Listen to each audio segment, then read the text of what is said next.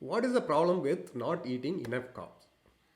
As a weight loss strategy, cutting carbs while reducing the total number of calories clearly works pretty well for some people, right? Otherwise, Atkins would not have become famous at all in the first place, right? But you have to remember that carb reduction costs us.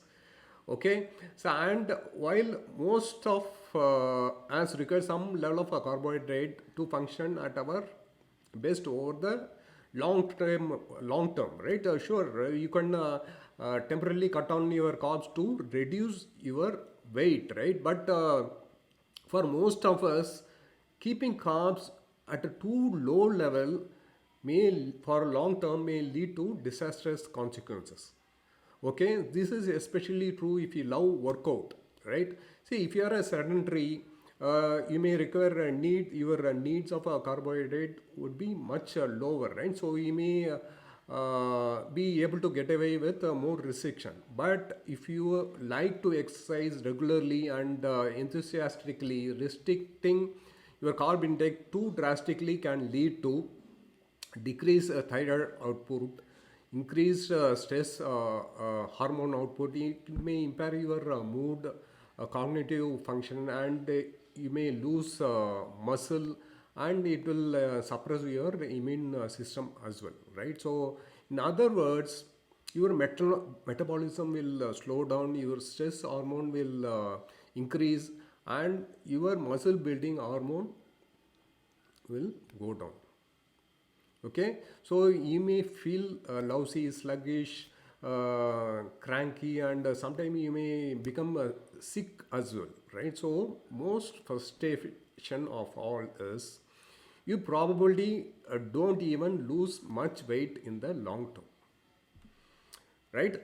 So strict diet is not an answer here at all, actually. So if your eating plan isn't working for you, what you will do, actually, it will be tempting for you to make a more restriction, right? So if your low carb diet is not working for you, it's not getting you the expected result in losing weight or losing fat, what do you do? Eventually you may switch out to another diet, right? You may go full on with a ketogenic, but you have to remember that more restriction almost never work.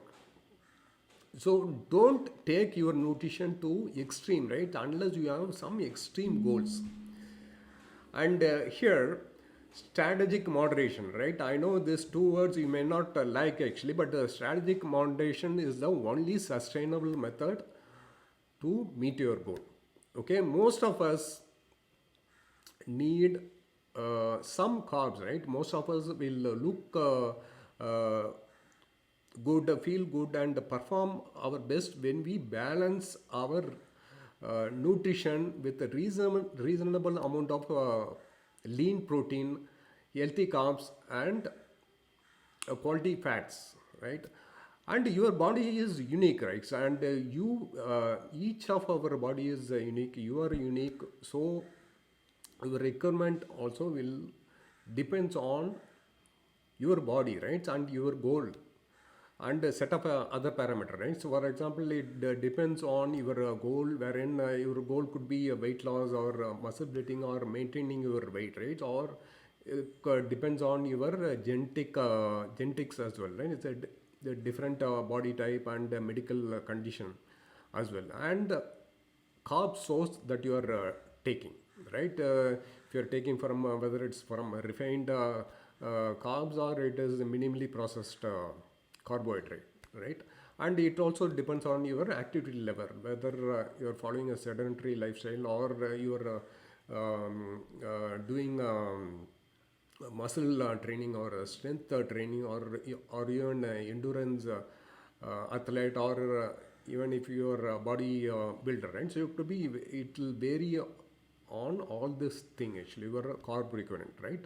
But keep it simple, right? So don't overly restrict, don't overthink it, and don't waste time on carbohydrate mathematics.